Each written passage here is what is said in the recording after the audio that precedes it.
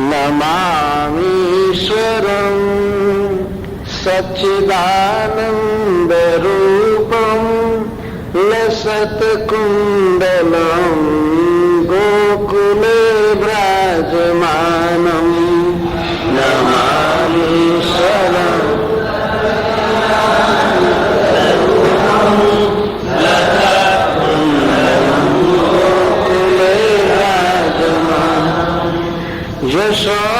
यशोदाभियोनु खलाधावमानं परामृष्टमाद्यं ततो द्रोत्य गोप्या परामृष्टमाद्यं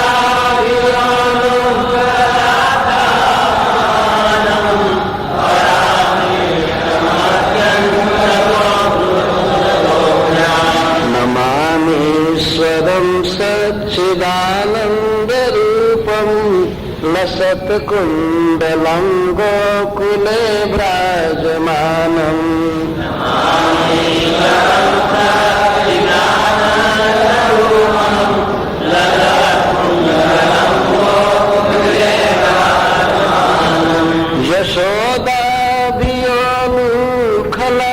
यशोदाभियोनुखलाधावमानं परामृष्टमाद्यं ततो द्रोत्य गोप्या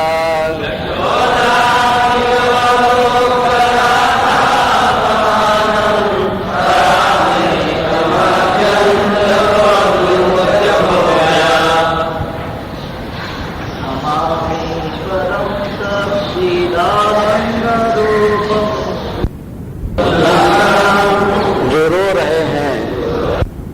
सत्यव्रत मुनि ने इसकी रचना की है। पद्म पुराण में एक संवाद है, नारद जी वक्ता हैं और शौनक जी प्रश्न कर रहे हैं। तो नारद जी ने यह इतिहास कहा है कार्तिक महात्म्य में। पद्म पुराण में एक खंड है कार्तिक महात्म्य, तो उसमें सत्यव्रत मुनि किस प्रकार भगवान के दामोदर स्वरूप की उपासना करते हैं और क्या स्तोत्र पढ़ते हैं, इसको दिया गया है। यह स्तोत्र बहुत प्रसिद्ध है और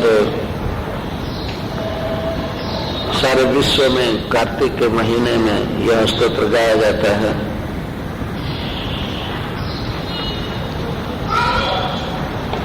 विशेष करके इस स्तोत्र में भगवान जो उखल में बांधे गए हैं, इसी दृश्य का स्मरण करते हुए उन्हें प्रणाम किया जा रहा है। नमामि ईश्वरम कथम भूतम ईश्वरम सच्चिदानंद रूपम, जिनका रूप, जिनका श्री विग्रह सच्चित आनंदमय है, कोई सामान्य बालक नहीं है।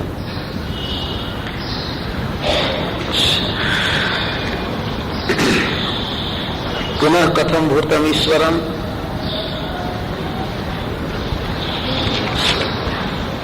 लसत कुंडलम, जो कुंडल के कारण बहुत सुंदर लग रहे हैं, अथवा जिनके कानों में कुंडल बहुत अच्छा लग रहा है। लसत कुंडलम, कहाँ है आपके ईश्वर? गोकुले, गोकुल में। गोकुले विराजमानम, विराजमानम का अर्थ बहुत सुंदर लगते हैं। भले मिट्टी लगी हो शरीर में और मुख में माखन लगा हो, लेकिन बहुत चमक रहे हैं, बहुत सुंदर लगे। भा शब्द का अर्थ होता है प्रकाश और भ्राज का अर्थ होता है प्रकाशमान।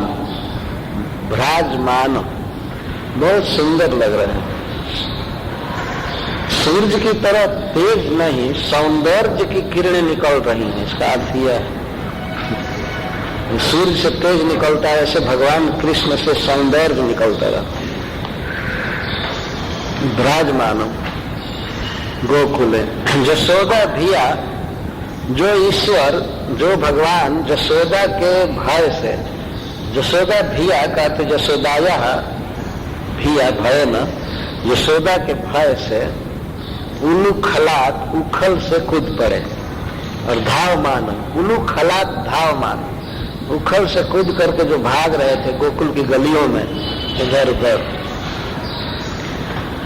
परंतु बहुत जोर लगा करके भाग रहे थे ईश्वर पर गोपी के द्वारा अंत में तेज गति से चल करके पकड़ लिए गए। मतलब वो जितना स्पीड से भाग रहे थे, गोपी जसोदा उससे ज्यादा स्पीड से भागे, इसलिए द्रुत्य शब्द का प्रयोग किया गया। भगवान जितना स्पीड से भाग रहे थे, जसोदा का स्पीड ज्यादा था। अंततः, सब समय नहीं, शुरू में तो ऐसा लगा कि अब थक जाएगी, गिर जाएगी, पकड़ नहीं पाएगी, लेकिन अंततः, अत्यंततः, अति अंततः, बिल्कुल लास्ट में परामृष्टम, मृष्ट का अर्थ होता है स्पर्श, परामृष्ट का अर्थ है पकड़ लिए गए, पकड़ लिए गए, अंततः पकड़ लिए गए। किसके द्वारा? गोप्या, गोपी के द्वारा। यदि संस्कृत का थोड़ा सा ज्ञान रहे तो एक एक शब्द बिल्कुल क्लियर है। गोपी के द्वारा पकड़ लिया गया जो ईश्वर, और इसके बाद रुदंतम मुहु, बार बार रो रहा था हाथ पकड़े जाने पर, और अपने दोनों करकमल से कभी कभी आंखों को मल रहे थे, और उस तफक तफक कर रो रहे थे। रोने से, लंबी सांस चलने से जिनका 3 रेखा से युक्त कंठ कांप रहा था, और इस तरह से माँ के तरफ ग्रीवा को करके जो खड़े थे, ऐसे ईश्वर को मैं प्रणाम कर रहा हूँ जो रस्सी में बांधे गए। तो ईश्वर क्या है जो रस्सी में बांधे गए हैं? ये भगवान की लीला है। तो सत्यव्रत जी कहते हैं कि वास्तव में वे दामोदर हैं, उनके उदर में दाम लगा हुआ है, रस्सी लगी है, लेकिन वास्तव में वे भक्ति बद्ध हैं, भक्ति से बांधे गए। कृष्ण बंधी गए प्रेमवाद की डोरिया में। वास्तव में वो साधारण रस्सी से भगवान नहीं बन सकते हैं, वो स्नेह की डोरी थी। उस घटना का उल्लेख श्रीमद् भागवतम के 10वें स्कंद के 9वें अध्याय में है। थोड़ा समय से कह देना चाहता हूं। आप सभी जानते हैं कि श्रीमद् भागवतम 10वें स्कंद के 8वें अध्याय में गोपियों के द्वारा कृष्ण के विषय में बहुत सी शिकायतें हैं माँ यशोदा के पास। वास्तविकता यह है कि गोपियां श्री कृष्ण के बाल चापल्य को देखने के लिए यशोदा के पास आती थी, शिकायत करने के लिए नहीं आती थी, देखने के लिए आती थी और सुनने के लिए कृष्ण क्या क्या बोलते हैं, कैसे कैसे माँ से बातें करते हैं। परंतु आने का कोई न कोई बहाना चाहिए, वो कैसे आ जाए किसी के घर में काम धंधा छोड़कर। तो कृष्ण की बाल लीलाओं का, नटखट का ब्यौरा देने के लिए आती थी बहाना लेकर। वो आकर के कहती थी, देखो माँ, यह है आपका बेटा, वत्सान मुंचन क्वचित समय क्रोश संजात हास। यह असमय में गाय के बछड़ों को खोल देता है। बछड़े प्राय बंधे रहते हैं, लेकिन जब गौएं वन से लौटती थी उस समय अथवा दिन में भी कोई गाय घर पर रहती थी तो उसके बछड़े को असमय में खोल देता है। असमय वत्सन मुंचन, क्यों? श्री कृष्ण का किया कला थी। वे जानते थे कि बछड़ों को जब खोल दिया जाएगा वे गायों को पीने लगेंगे, तब गोपियां अपने अपने घर से निकल करके बछड़े को पकड़ने की चेष्टा करेंगी, घरों से निकल करके। तो उस समय हम लोग जा करके घर में माखन की चोरी करेंगे। जब तक घर में है तब तक चोरी करने का कोई अवसर नहीं मिल पाता था। चोरी का एक तरीका था, एक ही समय में 10, 20, 50 बछड़े खोल करके भगा देते। तो सब हल्ला होता तो बछड़े खुल गए, बछड़े खुल गए। गोपियां सब अपने घर से दौड़ती थी इधर उधर बछड़ा रोकने के लिए, कोई दुहने लगती थी, कोई कुछ, और उसी समय सब ग्वाल सखा घरों में घुस करके और माखन खाने लगते थे। किसी दिन जब बछड़े खोलते समय पकड़ लिए जाते थे कृष्ण, और कोई गोपी डांटती थी। माँ यशोदा से कह रही है कि जब हम डांटती हैं क्रोश संजात हास, जब हम डांटती हैं तब ये हंसता है, इसको दुख नहीं लगता है कुछ भी मारने की धमकी देने पर या गाली देने पर, ये हंसने लगता है। और माँ तर्क क्या करता है तर्क देता है तुम्हारे बछड़े को खोला हूं कि अपने बछड़े को? तुम्हारे बछड़े को खोला ना, तो तुम्हारा बछड़ा गाय का दूध पिएगा, बलवान बनेगा, तो क्या मेरे काम में आएगा कि तुम्हारे काम में आएगा? दिन भर बछड़े को बांध करके मार रही हो, ये दूध पिएगा नहीं। कोई अपना बछड़ा थोड़े ला करके पिला दिया हूं, तुम्हारा ही तो बछड़ा पिलाया ना। अब गोपियों का कोई क्रोध रह नहीं जाता था, वास्तव में कभी भी उनका क्रोध नहीं था। क्रोध संजात हास, और ये खूब जानता है कि हम लोग किस समय घरों में नहीं रहती है, इसको पूरा पता हो गया है, 24 घंटे का पूरा रूटीन जानता है, कब कहाँ औषधान रहती है। अच्छा, रानी जी अकेले आता तो कोई बात नहीं, कितना खाएगा, छोटा सा बालक है, लेकिन इसका पूरा दल है पूरा दल है। अच्छा, उस पर भी माँ यशोदा कहते जाने दो, माखन ही खा गए, तो खा गए इसके लिए थोड़ा चिंता है। ये जितना खाता है उससे तो 100 गुना ये बानरों को और इधर उधर फेंक देता है, और बर्तन भी फोड़ देता है, भांडन भी नपती, बर्तन भी फोड़ देता है, और बच्चों को चीटी काटता है, उनकी शिखा को बांध देता है, जब उठते हैं तो रोने लगते हैं बच्चों को तंग कर देते हैं और जिस घर में माखन नहीं मिलता है, थोड़ा ऊंचा रहता है, तो उसके लिए उपाय रचता है, पीढ़ों को ऊपर करता है अथवा किसी गोप के पीठ पर चढ़ करके। तो माँ ने कहा कि थोड़ा और हाई रखो, थोड़ा और ऊंचा रखो, कितना उपाय करेगा? नहीं, जहां पर इसका हाथ नहीं पहुंच पाता है तो नीचे डंडा से उसमें छेद कर देता है और मुख रोकता है ऐसे सभी बारी बारी से मुख रोक रोक करके पीते हैं, खाते हैं। कैसे पता लग जाता है कि इसमें तुम्हारा माखन रखा हुआ है? क्या कहें माँ जी, वो जो माखन है स्निग्ध होता है, जहां तक बर्तन में रहता है तो सिक्त हो जाता है, तो उसको पता लग जाता है कि यहाँ तक भींगा हुआ है ये जरूर ताजा माखन है, इसमें चाहे यह है वह है, ऐसे है ऐसे है, बहुत उपाय करता है। और तो माँ जो सभी ने कहा किसी तरह से उसको दूर करो, ढक करके रखो, दूर करो। तो कहते हैं दूर भी कैसे रखें? जिस घर में माखन नहीं मिलता है उस घर को इतना साफ देता है, कहता है इसमें दरिद्रता का निवास है और कल इस घर को जला दूंगा। बाप रे बाप, यहाँ मेरे खाने के लिए कुछ भी नहीं मिला। तो इस डर से हम लोग ठेके को थोड़ा कम ऊंचा रखती, हम लोगों को इसके लिए रखना पड़ता है, नहीं रखने पर इतना गाली देता है, इतना गाली देता है कि और वास्तव में जो लोग भगवान को भोग नहीं लगाते हैं उनको कृष्ण बहुत गाली देते हैं, और भगवान के अभिशाप से ही घर में दरिद्रता बसी रहती है। भगवान के खाने के लिए हमेशा रहना चाहिए उनको भोग लगाना है बार बार। तो जिन घरों में नहीं मिलता है वहां पर इस तरह से करता है। और दूसरा उत्पाद करता है कि यदि जिस घर में माखन नहीं मिला तो उस घर में लिपे पोते स्थान पर देवताओं के स्थान में जाकर पेशाब कर देते,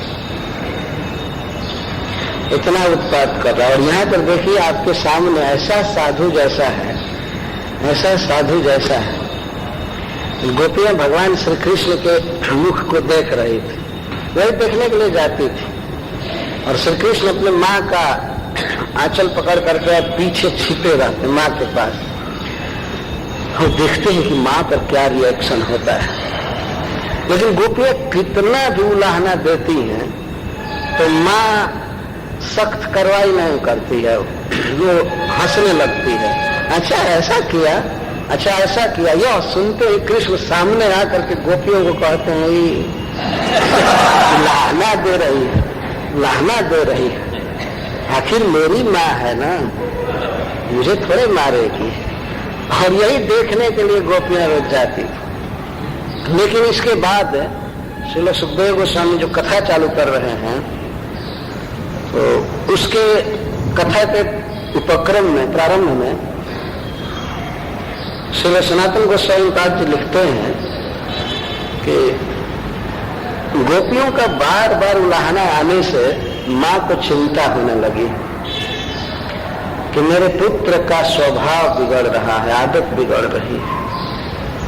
हमारे घर में इतना दूध है, माखन है, दही है, घी है, सब भरा पड़ा है, और ये एक राजा का पुत्र है, मेरा पुत्र है, दूसरे के घर में जा जाकर के खा रहा है, वो भी चोरी करके, यह ठीक नहीं। इसकी आदत बिगड़ती जाएगी। आज माखन चुरा रहा है तो कल दूसरा भी चुराएगा, किसी का आभूषण चुराएगा, कपड़ा चुरा सकता है। तो जब चोरी की आदत है, तो आज तो बच्चा है, बुद्धि नहीं है कि धन चाहिए, यह चाहिए। जैसे जैसे बुद्धि विकसित होगी तो फिर आगे के निर्वाह के लिए धन चुराएगा, आभूषण चुराएगा, और कहीं आदत और बिगड़ती गई तो जवान होने पर किसी की छोरी को, लड़की को चुरा कर ले जाएगा। ये भी तो कर सकता है। तो माँ को बहुत चिंता हो गई अपने पुत्र के प्रति। माँ यशोदा पूर्ण कृष्ण स्नेहमयी है। कृष्ण के सेवा के अलावा, स्नेह के अलावा माँ के शरीर में कुछ भी नहीं है। जो भी सोच रहे थे कृष्ण के हित के लिए कि अपने बच्चे को ठीक करना चाहिए, दूसरे के घर में नहीं जाने देना चाहिए, तो उसने बहुत मनोयोग के साथ यह निश्चय किया कि लगता है कि मेरे घर का माखन अच्छा नहीं होता है। यदि हमारे घर का माखन अच्छा होता तो मेरा पुत्र दूसरे के घर के माखन की स्पेया क्यों करता, क्यों चाहता है। तो विचार करके एक दिन सोची कि अब ऐसा माखन उत्पन्न करूंगी, ऐसा माखन उत्पन्न करूंगी कि कृष्ण दूसरे के घर में जाने का नाम नहीं लेगा। अपने घर में जब माल मिलेगा खाने को तो दूसरे के घर में क्यों जाएगा। ये माँ ने सोचा, बहुत अच्छा सोचा। तो इसके लिए एक दिन माँ ने पद्मगंधा गाय का दूध मंगाया। ब्रज में कुछ स्पेशल गौएं रहती थी जिनके शरीर से कमल की गंध निकलती थी, पद्म की गंध, उन्हें पद्मगंधा गाय कहता। और उन गायों को स्पेशल चरागाह में चराया जाता था, जहां की घास, सुगंधित घास, कोमल कोमल। जैसे आजकल के लोग जो ये डेयरी देखते हैं, गौएं बंधी रहती हैं और चीज खाते रहते हैं, अनाज वगैरह, वो लोग कल्पना नहीं कर सकते हैं कि गौएं घास खा करके कितना सुखी होती हैं, चर करके, खास करके अपने नुस्खे। तो सुगंधित गायों को घासों को खिलाया जाता, चराया जाता था उन गौओं को। उनका दूध लेकर के वो औंठने का अर्थ गर्म करना, बार बार गर्म करना, गाढ़ा करना। इसके बाद उसमें जामन दिया, और दीपावली के दिन भोर में वह स्वयं ही दही मथने लगी। इंद्र पूजा का दिन था, एक दिन के बाद ही। तो इंद्र पूजा की तैयारी चल रही थी, बहुत वर्ष वार्षिक नियम था। तो घर की दासियों को माँ यशोदा ने अन्य कार्यों में लगा दिया कि अब तुम लोग दूसरा काम देखो, और कृष्ण के लिए मैं दही मथूंगी। कार्य की निर्विघ्न समाप्ति के लिए और माखन अच्छा होना चाहिए, इसके लिए माँ ने रेशमी साड़ी पहना। कौन सा वस्त्र पहन करके कौन काम किया जाता है, वस्त्र का भी बहुत महत्व है। जैसे हम लोग भगवान की पूजा करने जाते हैं तो स्वच्छ साफ धोया हुआ वस्त्र पहनते हैं। वैसे नहीं कि पैंट पहन करके और चले गए आरती करना, ऐसा कभी नहीं होता है। ये पैंट शैंट में दूसरा प्रमाण होता है, देवता लोग कभी नहीं पहनते। कि पैंट शैंट सब असुरों का पहनावा है वास्तव। जैसे और वो घूम घाम करके पाश्चात्य जगत से आया है ना, उसके पर अंग्रेजों के आने के पहले इधर लोग कोई पैंट शैंट नहीं पहनते, पैजामा पहनते थे, चूड़ीदार। तो सब चीज का महत्व होता है। क्षौम वास पृथु कटि तटे बिभ्रति सूत्र नद्धम पुत्र स्नेह स्मित कुछ जुगम जात कंपम च शुभ्रु रज्वाकर्ष श्रम भूत चलत कंकड़ कुंड बेच स्वीनम वक्त्रम कबर बिगलन मालती निर्मंथ। श्री सुखदेव गोस्वामी माँ यशोदा के दधिमंथन के समय जो छवि हो रही थी उसका वर्णन कर रहे हैं। क्षौमम वास पृथु कटी तटे। मां यशोदा पूर्ण युवती स्त्री थी, आयु ज्यादा थी लेकिन शरीर पूर्ण यौवन में था। भगवान के माता पिता कभी वृद्ध नहीं होते हैं। अगर वृद्ध शब्द का प्रयोग कहीं है तो उसका अर्थ ये होता है बड़ी उम्र, बड़ी उम्र उसका अर्थ होता है। तो शरीर बुरा नहीं होता है, पूर्ण ज्योति है। तो उसके बड़े बड़े नितंब हैं और कमर में लहंगा कस करके बांधी थी। क्षौमम वास पृथु कटी तटे विभ्रति। पृथु कटी तटे, कटी कमर को कहते हैं और तट का अर्थ नीचे नितंब, ऊपर तो छीण होता है, उधर कटी। और तो पृथु नितंब पर वह रेशमी लहंगा कस करके बांधी थी।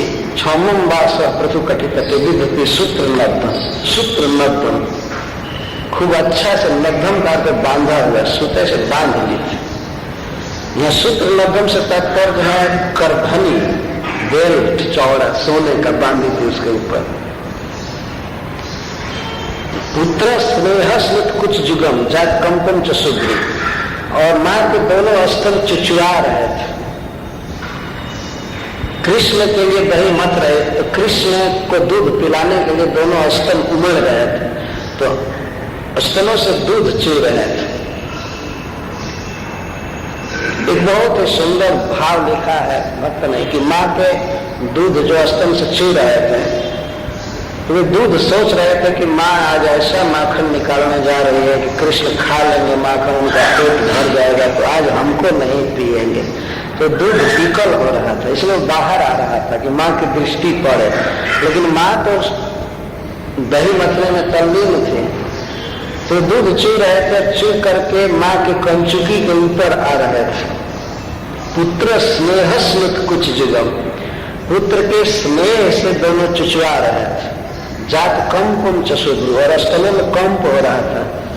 एक तो ऐसे चलाने से कंप हो रहा था, लेकिन कृष्ण आज हमको नहीं पिएंगे, माखन खाकर संतुष्ट हो जाएंगे, इस भय से स्तन कांप रहे थे।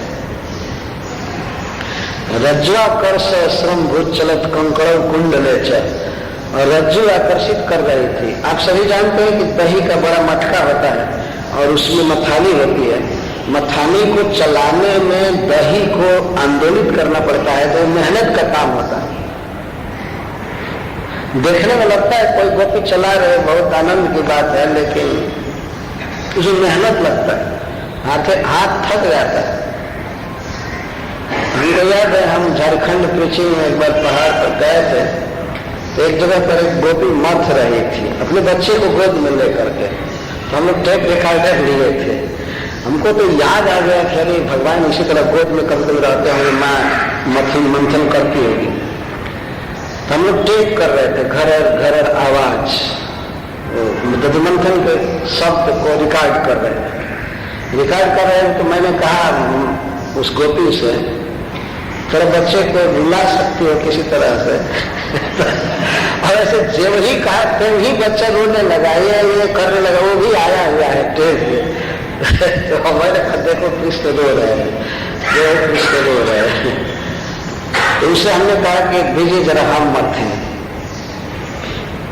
तो हट गए, हम मथने लगे तो दही इतना बड़ा मटका था, दही अभी गाढ़ा था, तो चलाने में हाथ दुखने लगा। तो सुखदेव गोस्वामी वर्णन करते हैं कि रज्जुआ कर से श्रम भूज चलत कंकड़े कुंडलेश, रज्जु खींचने में भुजाओं में श्रम हो रहा था। भुजाओं में श्रम होने सारे शरीर शीर्ण हो गया और मुख पर पसीने की बूंदें आने लगी। भोर का समय था, दीपावली का सवेर भोर, मां के शरीर पर पसीना आने लगा, विशेष करके मुख पर। स्विल्लम वक्त्रम कबर विगलम, और कबर में जोड़े में जो मालती के पुष्प खोसे गए थे वे सब गिरने लगे थे चरण।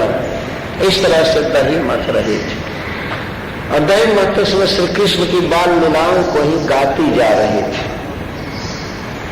इस तरह से मां के स्वरूप का वर्णन किया है। मैं बहुत विस्तार से नहीं जाऊंगा, ये तो सब सप्ताह में बहुत विस्तार किया जाता है। तो इस तरह से जब मत रहे थे, माँ को केवल कृष्ण का स्मरण हो रहा था, कृष्ण की लीलाओं का, उनका चलना, हंसना, खाना, चोरी करना या पूतना उद्धार आदि, पूतना का बध आदि, यही सब लीलाएं गाती जाती थी, सोचती जाती थी। उसको ध्यान नहीं था दही मथने का, काम कर रही थी, मन भगवान में था, बाल लीला में। तब तक अकस्मात भगवान प्रतिदिन जब जगते थे उससे पहले जग गए, और जगे जब कृष्ण तो उन्होंने माँ को देखना प्रारंभ किया। बच्चों का स्वभाव होता है, वे माँ के गोद में रहते हैं और माँ का आस्तन पीते रहते हैं। पीते समय कुछ गाते भी हैं, अपना आनंद उच्छ्वास प्रकट करते हैं, कुछ न कुछ कहते रहते हैं। तो कृष्ण तो माँ के गोद में ही सोते थे, पीते रहते थे। रात में जब भी उनकी इच्छा करे पीते रहते थे, भोर में पीते रहते थे। उनको नहाने धोने, मुंह धोने का कोई नियम नहीं, ऐसे ही बच्चे पवित्र होते। जो ही जगे तो आंख बंद किए किए ही और स्तन देखने लगे तो माँ कहाँ है। जैसे हाथ किए तो बहुत दूर हाथ करने पर भी माँ नहीं थी, माँ तो दही मंथन कर रही थी, बेड पर थी नहीं। देखने लगे माँ कहाँ चले गई, कहाँ चले गए, करने लगे। इस तरह से रो रहे थे जैसे उन्हें बहुत भूख लगी है, बहुत भूख लगी। माँ कहाँ गई, कहाँ गई, इस तरह से वे ये करते हुए, रोते हुए खोजने लगे माँ को। तो उधर से आवाज आ रही थी दही मंथन की, और माँ का कंठ पहचानते थे, माँ गा रही है, इनकी ही लीलाएं गा रही। तो माँ का स्वर सुन करके धीरे धीरे वहां चले गए जहां वो दही मथ रही थी। तो भगवान देखने लगे कि माँ तो बिल्कुल विभोर है, इसको तो क्या करें कि यह दही मंथन कर्म रोके और हमको दूध पिलाए, जबकि इनके लिए ही माखन निकाला जा रहा है, लेकिन फिर भी भगवान के अलीला। उन्होंने सोचा कैसे रोके। भगवान ने एक उपाय सोचा कि जिस मंथन दंड को घुमा रही है उसी को हाथ से पकड़ करके ब्रेक लगा दूं, घूमने न पाए, तब माँ की बाह्य वृत्ति होगी। और वही किया उन्होंने, अपने छोटे छोटे हाथों से मंथन दंड को नीचे पकड़े घड़ा के ऊपर, ऐसे पकड़ करके और जान कर दिए। तो अनंत शक्ति भगवान जिसको पकड़ के वो ऐसे मत जसोदा घुमाती थी, तब तक अकस्मात स्टक हो गया, नहीं आ रहा था। तब उसने ध्यान से देखा तो क्या हो गया, मंथन दंड घूम क्यों नहीं रहा है। तो जब वो आंखें खोली बाह्य वृत्ति की तो देखती है कृष्ण आ गया, कृष्ण पकड़ा है। तो मैं सोचने लगी अच्छा कितना बुद्धिमान है भगवान, इसकी बुद्धि भी विकसित कर रहे हैं। उसको प्रसन्नता हुई, किस तरह से पकड़ा मेरा ध्यान आकृष्ट करने के लिए। माँ इस पर प्रसन्न हुई, लेकिन देखने लगी कि आगे क्या करता है। माँ उठाई नहीं कृष्ण को। तो कृष्ण देखे कि माँ ने काम रोक दिया और देख रहे थे क्या करता है।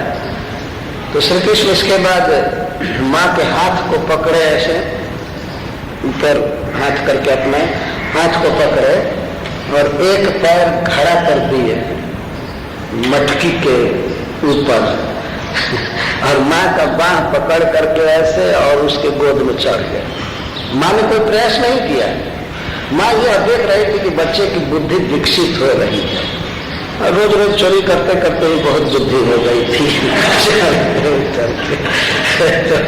वो चढ़ गए और चढ़ करके स्वयं ही माँ की एक कंचुकी को हटा करके और उनका जो आहार है दूध वो पीने लगे, खूब आराम से पीने लगे। पीने लगे तो प्रेम के भूखे भगवान, उनको तृप्ति नहीं हो रही थी। माँ का स्नेह में दूध वो कम नहीं हो रहा था, दूध कम नहीं हो रहा था और कृष्ण की भूख जा नहीं रही थी। दोनों में होड़ लग गई। प्रेम में और सेवा हो रही थी। भगवान को दूध पिलाती जा रही थी, पिलाती जा रही थी और भगवान पीते जा रहे थे। वो देर तक पिए। इसी बीच अंगीठी पर रखा हुआ पद्मगंधा गाय का दूध जो औंटा जा रहा था उसमें उफान आ गया। आंगन में उफान आ गया। हरीश्वरी जी कहते हैं उस दूध ने ये सोचा कि भगवान अपने माँ का दूध पी करके तृप्त हो जाएंगे तो मैं जो आग में मरमर कर तपस्या कर रहा हूं मैं किस काम आऊंगा, इसलिए माँ के सामने आत्महत्या करना चाहिए, तब इसको दया आएगी। तो शायद ये सोच करके दूध उबल गया, आग में कूदना चाहता था, तब तक माँ की दृष्टि पड़ी तो कृष्ण के तृप्ति या तृप्ति पर माँ का ध्यान नहीं गया, वो तुरंत कृष्ण को हटा करके जमीन पर रख करके और दौड़ी जो ही जा रही थी तो ही दूध शर्म के मारे नीचे आ गया। उसने सोचा कि माँ के प्रेम सुख में मैं बाधा दिया, तो माँ ने देखा कि दूध औंटा जा चुका है तो उसको उतार करके और रख। श्रीपद वल्लभाचार्य जी ने एक प्रश्न किया है कि कृष्ण को लेकर के ही क्यों नहीं गई? कृष्ण तो कोई इतना भारी नहीं थे, दूध उतारने पे तो कृष्ण को लेकर के गई होती। मेरे स्वयं उत्तर देते हैं कि नहीं, कृष्ण को लेकर के गई होती तो जाने में कृष्ण के ओठों में लग जाता, शरीर दुख होता, या यह भी उतने वेग से नहीं जा सकते, तो इसलिए कृष्ण को उतार करके गई। अब भगवान को क्रोध आ गया, बाप रे बाप, मेरी तृप्ति पर इसका कोई ध्यान नहीं है, थोड़ा दूध जल ही जाता तो क्या हो जाता, इतना दूध भरा पड़ा है घर में और थोड़ा सा दूध बचाने के लिए और मेरी इतनी भारी उपेक्षा की। ये बच्चे भी मान चाहते हैं, वास्तव में छोटा छोटा होते हैं लेकिन वो भी बहुत बड़ी बड़ी बात सोचते हैं। क्यों हमको गोद से उतारी, क्यों नहीं पीने दिया, थोड़ा सा दूध बचाने के लिए और हमारा तिरस्कार कर रही है। तो तुम्हारा तिरस्कार क्या 2 मिनट के बाद आकर के पिलाएगी, फिर तो उसको आकर के पिलाना ही था, लेकिन भगवान इसी पर एक लीला की, क्रोध आ गया, दिव्य क्रोध, लाल लाल ओठों का स्पर्श करके क्रोध धन्य हो गया। यदि प्राकृतिक क्रोध भगवान में संभव ही नहीं है, लेकिन क्रोध की मुद्रा देखने लगे, ओठ फड़कने लगे भगवान के क्रोध से। इस तरह से कंजूस बन रही है, थोड़ा सा दूध की हानि नहीं सह सकती, और मैं अपना भान छोड़ करके इसका पुत्र बना और मेरी इतनी उपेक्षा है, सब लोग सारा काम छोड़ करके मेरी सेवा करते हैं और मुझको फेंक करके और जा रही है दूध बचाने के लिए। ठीक है, तो क्रोध आ गया। क्रोध आते ही अपने लाल लाल ओठों को, अधर को भगवान अपने उजले उजले दांतों से दबा दी। ये क्रोध का स्वभाव होता है, जब व्यक्ति क्रोधित होता है तो अपने ओठों को दबाता है। और इसलिए ये कहता है, लगता था कि रजोगुण पर सतगुण शासन करने लगा है, ठीक नहीं है। लाल रंग रजोगुण का है और श्वेत सतगुण का, तो मानो भगवान के ओठों पर कंट्रोल कर रहा है सतगुण। क्रोध ठीक नहीं है। जो कुछ भी हो इस तरह से क्रोध में हो गए, अब जोहने लगे। क्रोध में व्यक्ति होता है तो तोड़ फोड़ ही तो करेगा, और क्या करेगा। तो छोटा सा बच्चा सोचने लगा, अच्छा दूध बचा रही है ना, मैं इस घर में आग लगा दूंगा, बर्बाद करके रहूंगा, कुछ भी नहीं छोड़ूंगा, तो वो बता देता। क्रोध में देखने लगा, इधर उधर एक छोटा सा मसाला पीसने वाला लोढ़ा मिला, पत्थर का टुकड़ा, उसको सीला पुत्र कहते हैं, वो मिल गया। तो सोचा अच्छा उपाय मिल गया।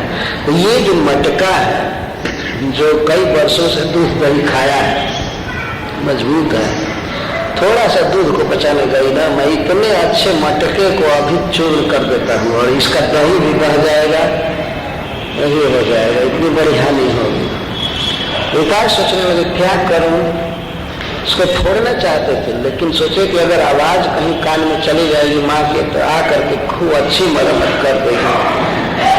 तो इसीलिए वो बड़ी चतुराई से उसके पेंदी में, जहां पर दही भरा हुआ था, जहां पर उसके नीचे उन्होंने मारा ऐसे जोर से कि आवाज न निकलने पाए और छेद हो जाए, मटका पूरा न फूटे, छेद हो जाए, इतना छेद हो जाए कि दही सारा बह जाए। और उसके बाद तो माटी के बर्तन की मरम्मत होती नहीं है, एक जगह छेद हुआ तो हुआ, खत्म हुआ। ऐसे मारे, तब तक दही जो पतला हो चुका था मथने से बलबल बलबल बह करके चारों तरफ फैल गया। अब तो भगवान बड़े खेद में पड़े कि हम कहाँ भागे, अब कहाँ भागे, कहाँ जा। जो भगवान 3 पग में सारे ब्रह्मांड को नाप लिए थे, वो अब दही के क्षेत्र को लांघने में समर्थ नहीं थे। अब क्या करे, अब क्या करे। तो सोचे कि माँ तो अब आने ही वाले है। तब तक उसी दही पर छप छप भागे, पैर रखते हुए भागे। भगवान का अद्भुत माधुर्य, उस पर भागने लगे।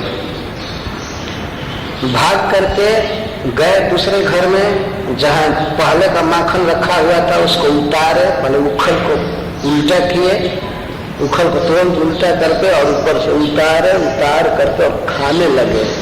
और बानर जुट गए उसमें, इनको बांटने लगे और देखते जाते थे कि माँ आ रही है, माँ आ रही है। चौर विशंकित आंखों से देखते जा रहे थे। कभी कभी खाने का नाटक करता, आंखों में आंसू भर गया था। ये दिखा रहे थे मैं भूख से मर रहा हूं और फिर भी मेरी इसने उपेक्षा किया है। तो क्या करूं, बासी माखन खाऊंगा नहीं तो क्या करूंगा, जीऊंगा कैसे। वाह, इतना छोटा सा बच्चा वास्तव में जो कुछ भी भगवान कर रहे थे वो भी माँ के प्रति स्नेह से कर रहे थे। बच्चे जब इस तरह की बात माँ के साथ करते हैं तो माँ प्रसन्न होती है कि हमको, हमारे साथ इसकी प्रीति है, हमको अपना समझ रहा है, इसको विश्वास है कि माँ हमें मनाएगी, हमको मिठाई देगी, चाहे करेगी, वह करेगी। वास्तव में एक बहुत बड़ा सुख है इस संसार में। बच्चे जब बोलते हैं, स्पर्श करते हैं, उठते हैं तो उनको मनाने में एक बहुत बड़ा सुख मिलता है। ये गृहस्थों को इसका अनुभव होता है। एक कवि ने कहा है कि यदि इस संसार में अपनी रूठी हुई पत्नी को मनाने का सुख और उठे हुए बच्चे को मना करके गोद में लेकर के उसका हंसता हुआ चेहरा देखने का सुख नहीं होता तो कौन इस गृहस्थी को स्वीकार करेगा। ये 2 सुख है, अपने बच्चे को गोद में खिलाने का और अपनी रूठी हुई प्रिया को मनाने का। ये 2 सुख है। अन्यथा इस घर गृहस्थी में कौन पड़ेगा। और वास्तव में ये बात बिल्कुल सत्य है। एक बार भगवान कृष्ण अपनी पत्नी से, रुक्मिणी जी से परिहास किए कि तुम हमको छोड़ दो, जाओ दूसरे को से विदा कर लो। फिर ऐसे अकस्मात कहने लगे, हाँ वैसे नहीं, हम तुम्हारी इच्छा पूरी नहीं कर पाएंगे, हम स्त्री में आसक्त भी नहीं रहते हैं, हमसे तो वही लोग प्रेम करते हैं जो फक्कर होते हैं, अकिंचन होते हैं, हमसे दूसरे लोग प्रेम नहीं करते।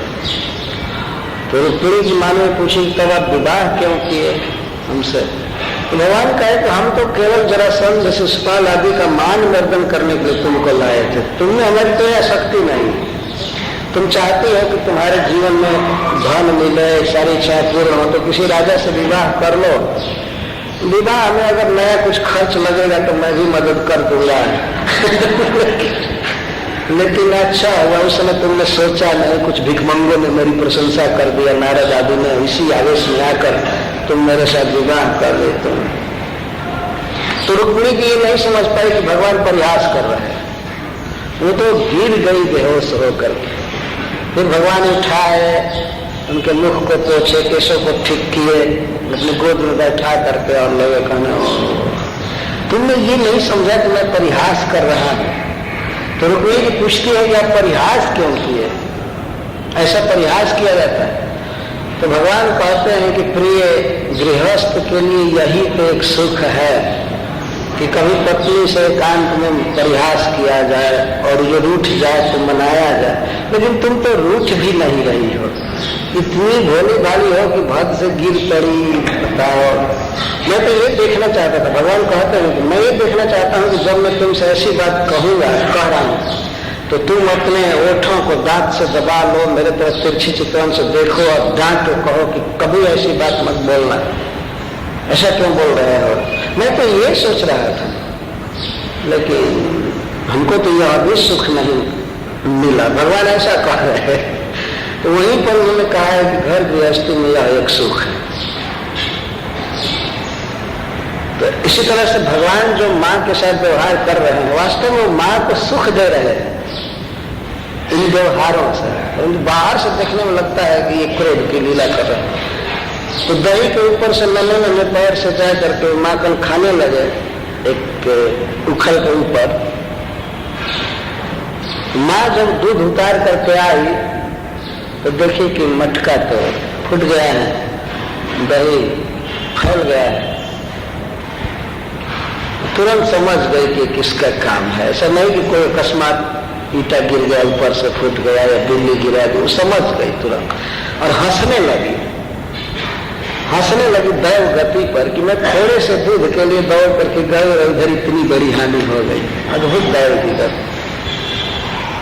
और हंसने लगी कि बच्चे की भावना देखो, वो थोड़े से ही अपना तिरस्कार मान गया, अपना इंसल्ट बन गया, तो देखने लगे, हंसने लगी। लेकिन माँ ने सोचा कि अब तक गोपियों ने कहा था कि हमारे घर का बहुत बर्तन फोड़ा है, लेकिन आज तो घर कहीं फोड़ दिया, सचमुच ये फोड़ रहा होगा, फोड़ते फोड़ते आदत हो गई है इसको, इसीलिए हाथ में छड़ी ले लिया, धमकाने के लिए, मारने के लिए नहीं। माँ कैसे कृष्ण पर प्रहार कर सकती थी, वो तो पूर्ण स्नेहमयी है, केवल धमकाने के लिए हाथ में छड़ी लेकर के और दबे पैर से धीरे धीरे चलने लगे, जिससे उसका नुपुर न बजे। धीरे धीरे पैर रख रही थी। कहाँ गया? कृष्ण का अन्वेषण करने में माँ को कोई असुविधा नहीं हुई, क्योंकि चरण चिन्ह बता रहे थे कि वो वहां से कहाँ गए। क्योंकि उनको इतनी बुद्धि नहीं थी कि दही के ऊपर से भाग रहे हैं तो चरण की छाप पड़ती जा रही, और भगवान ये समझ रहे थे कि मैं तो सिक्योर हूँ, माँ मुझको नहीं देख पाएगी। और माँ चरण चिन्ह का अनुसरण करते हुए जा रहे थे धीरे धीरे, तो देखी तो एक उखल उल्टा करके उसके ऊपर बैठा है और छींके से मटका उतार लिया और खा रहा है और बांधवों को दे रहा है। तो पीछे पीछे और धीरे धीरे जाने लगे। तब तक कृष्ण ने देखा माँ को, देखते ही कह करके मटका छोड़ करके चले भाग। और कौन खाने जाए, उसी को यहाँ लिखा गया उल्लू खला थाव मानव, उखल से बहुत जोर से भागे, रोते हुए गिड़गिड़ाते हुए भागे। तो भागे तो माँ भी पकड़ने के लिए चल दी, पकड़ने के लिए चली। पहले तो अपने घरों में, आंगन में इधर उधर भागते रहे। उसके बाद निकल करके गोकुल की गली में भागने लगे। भागते भागते श्री सुखदेव गोस्वामी वर्णन करते हैं कि माँ तो बिल्कुल थक गई, बड़ा शरीर था, और कृष्ण तो छोटी कार के समान भाग रहे थे, बहुत तेज गति से। वैसे भी वो सच्चिदानंद घन भगवान भाग रहे। माँ तो ये सोच रही थी छोटा बच्चा है, कितना भागेगा, अब पकड़ लूंगी, लेकिन बहुत देर तक भागते रहे। लेकिन अत्यंततः अंत में माँ जसोदा ने झपट करके कृष्ण को पकड़ लिया। भगवान ने देखा कि माँ थक गई है, तो स्वयं ही पकड़ में आ गए। कृष्ण पीछे देखते जाते थे, भागते जाते थे, और जब निकट देखे माँ को तो हाँफते जाते थे, फिर देखते थे, भागते थे, हाँफते थे, और उनके कंठ कांप रहे थे। भागते भागते अंत में भगवान ने यह नाटक किया कि मैं तो बिल्कुल थक गया हूँ। माँ गई और जा करके अपने बाएं हाथ से ऐसे पकड़ ली, हाथ को आगे करके पकड़ी, पीछे से नहीं पकड़ी, कृष्ण को चोट लग सकती थी। या मान लीजिए पीछे से कुछ पकड़ती है और कृष्ण झटका देता है तो उसके शरीर में। रो रहे थे, रुदंतम मुहुर्नेत्र जुग्म मृजंतम, बारंबार रो रहे थे, आंखों से आंसू पोंछ रहे थे। दाहिने हाथ को माँ ने पकड़ा था तो बाएं हाथ से पोंछ रहे थे। बाद में माँ ने सोचा कि ये हाथ दुख गया होगा तो बाएं हाथ को पकड़ ली, तो दाहिने हाथ से पोंछने लगे। और कभी भी कृष्ण रोते थे तो माँ बड़े स्नेह से आंसू पोंछती थी। लेकिन भगवान आज इतना लाचार हो गए हैं, बेचारा हो गए हैं कि माँ ही मारने आई है। अब उनका आंसू दूसरा कोई पोंछने वाला नहीं था, तो स्वयं ही आंसू पोंछ रहे थे। वो आंसू पोंछने नहीं आ रहा था, आंसुओं से काजल गीला होकर के उनके गाल पर इधर उधर फैल रहा था। इससे उनकी और शोभा बढ़ रही थी और सुंदर लग रही थी। तो ऐसे ईश्वर को हम प्रणाम करते हैं। सत्यव्रत जी कह रहे हैं जिस ईश्वर की ऐसी दुर्दशा हो रही है उसको मैं प्रणाम करता हूँ। घूम रो रहे थे, रुदंतम मुहुर नेत्र जुग्म मृजंतम, कराम्भोज जुग्म में सातंक ने, कराम्भोज जुग्म भगवान के दोनों हस्त कमल के समान सुकुमार थे और उन्हीं से वे अपनी आंखों को मल रहे, काजल फैल रहा था अपने गाल में गल उससे और सुंदर लग रहे थे। और मुहुर श्वास कम पत्र की रेखांक कंठ स्थित ग्रह दामोदरम भक्तिवत, बार बार फफाक रहे थे माँ की तरफ देख करके कि हाय रे, माँ जब मेरे विपरीत हो गई तो दुनिया में मेरा कौन सहारा रहा। कृष्ण ये सोच रहे। और जब माँ ने खास करके रस्सी उठाया तब तो और अब तो पशु जैसे बांध कर रखे। कृष्ण को यह भाव हो गया कि किसी दिन नहीं खोलेगी। जैसे बांध करके पशुओं को घास डाला जाता है ऐसे ही बांध करके रखेगी। आए बाप आए दादा ये करने लगे। आप कैसे जीऊंगा, खेलने को नहीं मिलेगा, कहीं घूमने को नहीं मिलेगा। इस तरह से रो रहे थे, फफाक रहे थे। जब बच्चे रोते हैं आपने देखा होगा, लंबी सांस चलती है और गला वाष्प से भर जाता है, आंसुओं से भर जाता है। तो इसलिए सांस लेने में भी कुछ कठिनाई होती है और बोलने में। तो इस तरह फफाक करके रो रहे थे।